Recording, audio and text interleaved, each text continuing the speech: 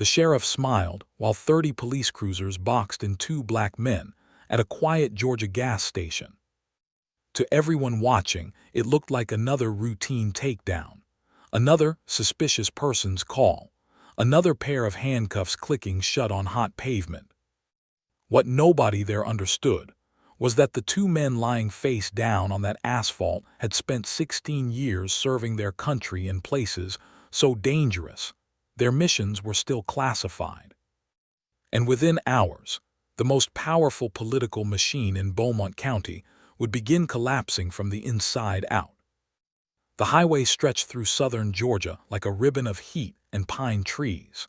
The afternoon sun hung low enough to turn the windshield gold, and the black SUV rolled steadily along Route 9 at exactly the speed limit. Malik Hayes drove the way he did everything in life, carefully, quietly, with total control.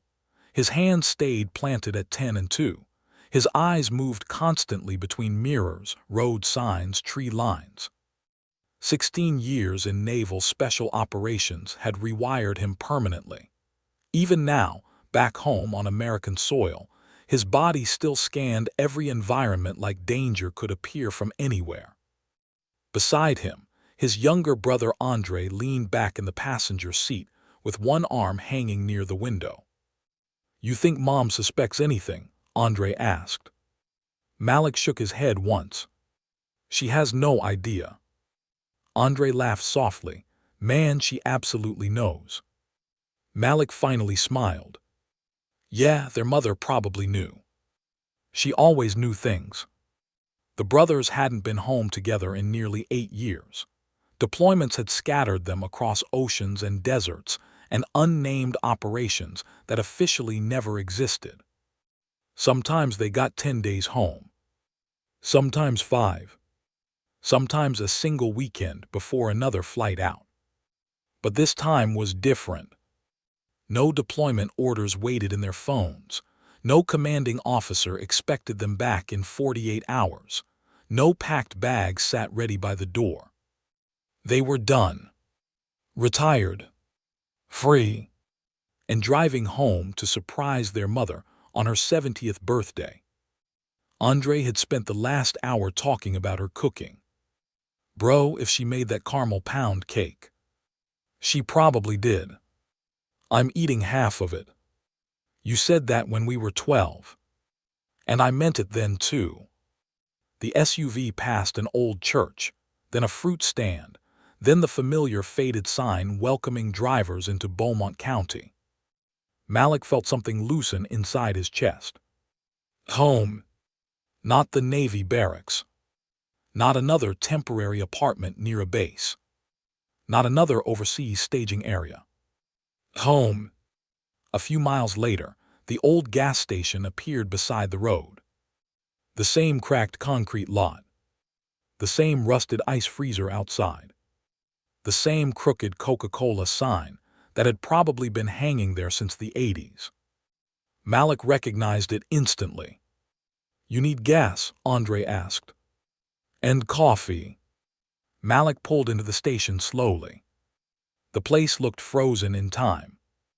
An elderly white man stood behind the register inside the store, reading glasses low on his nose. "Mr. Leonard Pike. Still alive. Still working." Andre laughed as he climbed out. "Ain't no way this man ever retired." Malik started pumping gas while Andre stretched and headed inside for drinks.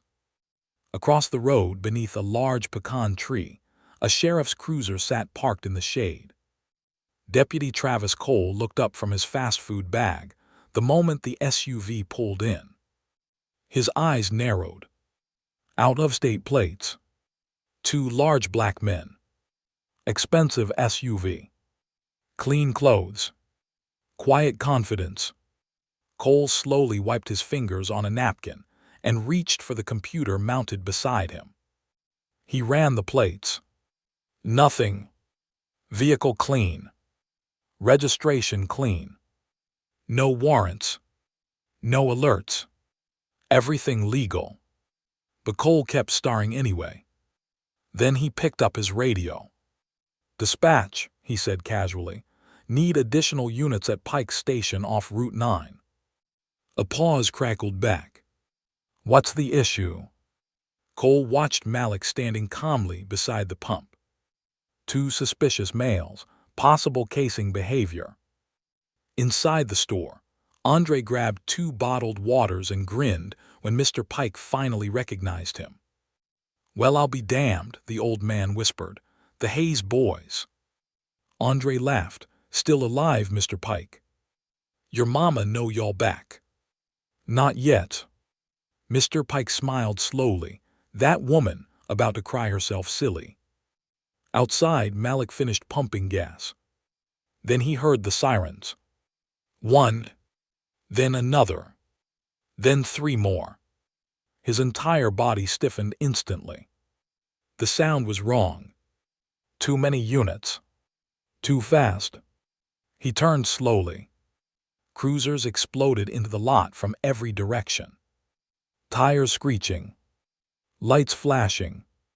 Engines roaring. One blocked the entrance. Another blocked the exit. Then more flooded in behind them until the gas station was surrounded by a wall of black and white vehicles. Malik counted automatically. 8, 12, 17, 24. Andre stepped out of the station holding the waters, then froze. Every deputy emerging from those cruisers had a hand near a weapon. The atmosphere changed in seconds. A mother at the far pump grabbed her children and rushed back into her minivan. Mr. Pike stared through the glass in disbelief. Then Sheriff Randall Mercer arrived. Late 50s. Heavy set. Gray mustache. Cold eyes. He climbed from his SUV slowly, adjusting his belt like a man arriving at a scheduled appointment. Hands where I can see them, multiple deputies shouted. Weapons came up. Rifles. Pistols. Shotguns. Pointed at two men who had done nothing but stop for gas. Andre's jaw tightened. Malik raised his hands immediately. Slowly. Carefully. Every movement controlled. Not because he was afraid. Because he understood exactly how quickly fear inside armed men could turn deadly. Andre followed his lead. On the ground. They obeyed. Knees first. Then hands. Then asphalt. Hot enough to burn through their shirts. Deputies rushed forward. Cuffs snapped tight around their wrists. Malik closed his eyes for 1 second. Not out of panic. Out of discipline. Every instinct in his body screamed against this humiliation. Years of combat training had conditioned him to react instantly to threats. But this wasn't a battlefield. This was Georgia. And the men pointing guns at him wore badges. Sheriff Mercer walked closer, surveying the scene with satisfaction. What do we got here? He asked calmly. Deputy Cole stepped forward eagerly. Suspicious behavior, Sheriff. Vehicle didn't feel right. Didn't feel right. That was all it took. Mercer crouched beside Malik. You boys want to tell me what you're doing in my county? Malik looked directly into his eyes. Driving home. Home where? Beaumont. Mercer smirked faintly. That right. Andre's voice came sharp from the pavement. This really happening over gas. One deputy jerked his shoulder roughly. Quiet. Malik spoke again before Andre could say more. My name is Commander Malik Hayes, United States Navy. The sheriff's expression shifted slightly. The man beside me is Chief Petty Officer Andre Hayes. We served 16 years under Naval Special Warfare Command. No one spoke. Malik continued calmly. I strongly suggest you contact Admiral Thomas Reed at the Pentagon before this situation gets worse. Sheriff Mercer stared at him. Then laughed softly. You threatening me? No. Malik's voice never changed. "I'm warning you." Deputy Cole searched their wallets moments later. The mood changed immediately. Military identification cards, security clearance credentials, official retirement documentation. Cole's confidence evaporated as he handed everything to the sheriff. Mercer looked at the IDs silently, then at the two cuffed men lying on the ground. Something flickered behind his eyes. For the first time since arriving, uncertainty. At the Pentagon, Admiral Thomas Reed received the emergency alert at 2:42 p.m. 2 registered tactical devices. Simultaneous horizontal impact. Civilian distress trigger activated. Reed knew exactly whose devices they belonged to. He picked up the phone instantly. Andre answered but said nothing. Reed heard sirens, police radios, boots moving, and breathing that did not belong to either Hayes' brother. "This is Admiral Thomas Reed," he said calmly. "Who am I speaking to?" Silence. Then, Sheriff Randall Mercer. The Admiral's expression hardened immediately. He grabbed a second phone and dialed another number while keeping Mercer on the line. "Sheriff," Reed said quietly, "you need to listen carefully." Back at the gas station, every deputy had gone silent. Mercer put the phone on speaker. The Admiral's voice filled the parking lot. "The two men currently restrained on your property are highly decorated military personnel operating under federal protection statutes connected to recent discharge protocols. Nobody moved. You have unlawfully detained them without probable cause." Mercer swallowed once. Their distress signal triggered direct Pentagon notification. Federal oversight is already involved. A pause. Then the Admiral spoke again, colder this time. "If those restraints are not removed immediately, I will personally initiate federal civil rights action against every officer present." The parking lot felt frozen. Deputy Cole looked pale. Mercer stared at Malik. Malik stared back calmly.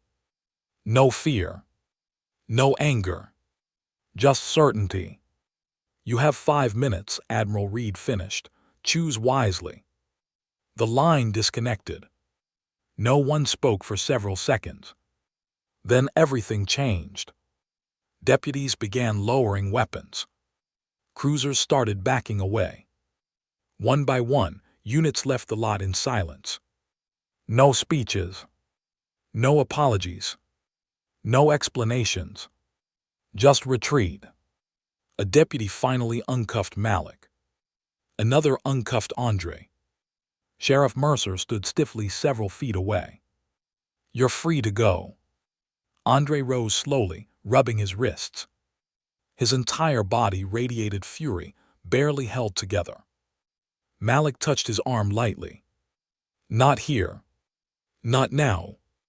Mr. Pike stood inside the store with tears in his eyes. The brothers got back into the SUV. Neither spoke for almost 5 miles. Finally, Andre exhaled hard. "That man was ready to kill us." Malik kept his eyes on the road. "I know. They would have written whatever report they wanted." "I know." Andre looked out the window silently. The truth sat heavily between them. Military IDs had saved them. Nothing else. 20 minutes later, they turned onto Willow Lane. Their mother's house stood at the end exactly as they remembered it. White siding, blue shutters, flower boxes beneath every window. The porch light always on. Before the SUV fully stopped, the front door flew open. Clara Hayes ran outside. 70 years old. Small frame. Silver hair. Still moving with the same fierce energy she'd always had. Malik. Andre. Both brothers were out of the SUV instantly. She reached them halfway down the driveway and wrapped both arms around them with unbelievable strength. Andre nearly broke right there.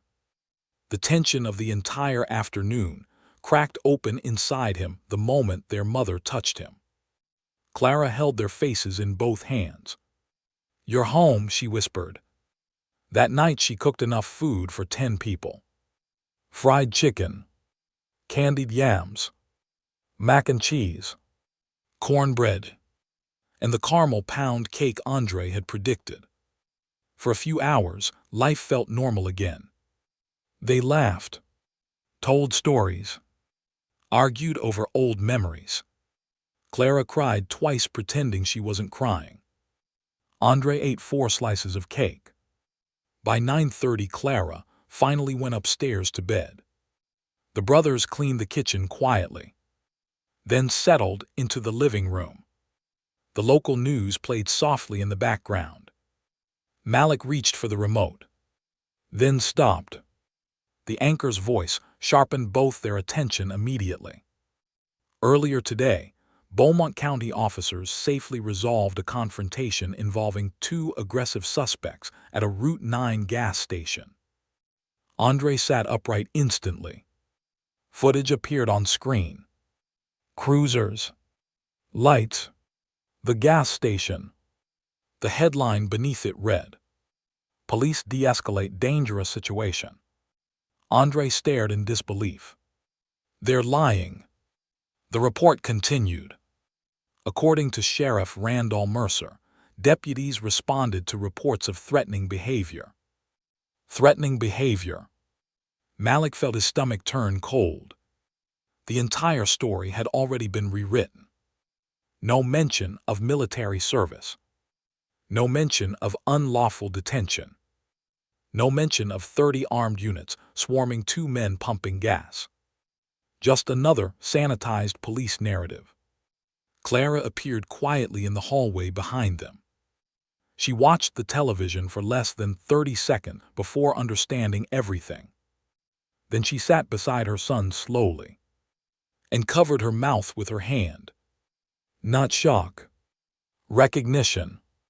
Like she had seen this movie before. Because she had. Malik's phone rang moments later. Captain Evelyn Ross from Naval Legal Affairs. She got straight to the point. Sheriff Mercer filed his incident report first. Andre laughed bitterly. "Of course he did." Ross continued. "He's claiming you resisted verbal commands and displayed aggressive behavior." Clara shook her head slowly. "Same script," she whispered. Malik looked at her. "What do you mean?" Clara stayed quiet for a long moment. Then she spoke softly. "Your father." The room changed instantly. Their father had died 12 years earlier. Neither brother interrupted. "In 1989, Clara said carefully, your father got pulled over on this same road." Andre frowned. "What?" "He was driving home from a construction job. They said his truck matched a burglary description." Malik felt something cold settle into his chest. "They called backup, pulled him from the vehicle, took him to county lockup." "For what?" "Nothing." Her voice trembled slightly now. "They kept him 3 days. No charges, no apology." Andre stared at her. "Who arrested him?" Clara looked directly at both sons. "A young deputy named Randall Mercer." Silence. Heavy. Suffocating. "He destroyed your father's business," Clara continued quietly. "Clients stopped calling after the arrest. Contractors wouldn't hire him anymore." She looked down at her hands. "Your father never recovered from the shame of it." Andre's jaw clenched so tightly it looked painful. "And you never told us." "Because I needed you to grow into men before you grew into angry ones." No one spoke after that. The next morning Captain Ross called again. This time her voice carried urgency. "Mercer isn't acting alone," she explained. "He's protected by Senator Charles Whitmore." The name meant something in Georgia. Old political money. Generational influence. Whitmore blocked 3 separate investigations into Mercer's department over the years, Ross continued. Complaints disappeared, witnesses vanished, cases died quietly. Andre leaned against the counter. So the whole county's rotten. Yes. Ross laid out a plan carefully. First, secure evidence. The gas station cameras. Witness statements. Official military records. Second, bypass local systems entirely. National media. Federal oversight. Public pressure. Move carefully, Ross warned. Men like Mercer survive because they know how to bury stories before they spread. Malik called Mr. Pike immediately. The old man answered on the first ring. The footage is safe, he said before Malik even asked. Has anyone come looking for it? Not yet. A pause. But they will. Mr. Pike lowered his voice. I won't let them take it. Over the next several days, the story exploded nationally. 2 decorated veterans unlawfully detained at gunpoint. Security footage proving complete compliance. 30 police vehicles surrounding 2 unarmed men. The footage was devastating. Americans watched Malik calmly pumping gas moments before deputies stormed the station like a terrorist raid. Veterans groups erupted online. Civil rights attorneys demanded investigations. Former military commanders publicly condemned Beaumont County. Sheriff Mercer's office tried pushing back. It failed immediately. Then the attacks changed. A week later, anonymous reports surfaced online accusing Andre of misconduct during his Navy service. Completely fabricated, but effective. Cable news panels suddenly shifted focus. Are the brothers hiding something? Should military status exempt civilians from police questioning? The narrative blurred. Exactly as intended. Andre watched the coverage silently one night from the back porch. Cicadas screamed in the humid darkness. Malik sat beside him quietly. They're trying to exhaust us, Andre finally said. Yeah. They're gonna win. Malik looked toward the yard, where their mother's garden lights glowed softly. No, he said, not this time. The breakthrough came from somewhere unexpected. Deputy Travis Cole. The same deputy who initiated the stop. Federal investigators approached him quietly after leaked internal communications surfaced, connecting Mercer's department to Senator Whitmore's office. Cole panicked and cooperated. Everything unraveled after that. Internal emails, phone records, text messages, dozens of unlawful stops targeting black veterans specifically. Men trained to comply. Men unlikely to fight back publicly. Men easy to intimidate. Federal investigators uncovered case after case. A truck driver whose business collapsed after false charges. A Vietnam veteran hospitalized during an unlawful arrest. A retired postal worker jailed 11 days without evidence. Every road led back to Mercer. And above Mercer, Whitmore. The senator had spent years quietly protecting the sheriff in exchange for political loyalty and controlled voting blocks across the county. The corruption wasn't accidental. It was engineered. Months passed. Then came the indictments. Sheriff Randall Mercer was arrested on federal civil rights charges early on an October morning. News helicopters captured him walking out of the sheriff's department in handcuffs. No badge. No swagger. No army of deputies around him. Just a frightened old man blinking against camera flashes. Andre watched the footage from Clara's living room. He looks small, he murmured. Malik nodded slowly. Because power had always been the costume. Without it, Mercer was just another coward. Senator Whitmore announced his retirement 2 weeks later after federal ethics investigations expanded into his office. More arrests followed. Deputies resigned. Internal records surfaced publicly. Beaumont County became national news for all the wrong reasons. And through all of it, Clara Hayes stayed steady.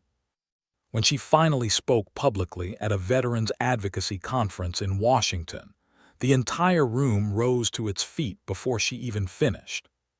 She spoke about her husband, about silence, about survival, about raising 2 sons strong enough to endure a system designed to crush men like them. Then she looked directly at the audience and said, "They thought discipline would keep our boys quiet. What they didn't understand is discipline also keeps people standing long enough to fight back." The applause lasted nearly 2 full minutes. Months later, Malik and Andre returned to the old gas station one final time. Mr. Pike still worked behind the counter. The same bell rang when they entered. The same faded candy shelf stood near the register. Outside, Route 9 stretched endlessly beneath the Georgia sun. But something felt different now. Not healed. Not perfect. Just different. The fear that had ruled that county for decades had finally cracked. Andre looked across the parking lot, where 30 cruisers once surrounded them. "You realize if Reed hadn't called?" Malik nodded once. "I know." Andre stared at the asphalt quietly. Then their mother's car pulled into the lot. Clara stepped out carrying a grocery bag. She looked at both sons and smiled. "You boys coming or what?" Andre laughed. Malik smiled too. And for the first time in a very long time, they simply went home.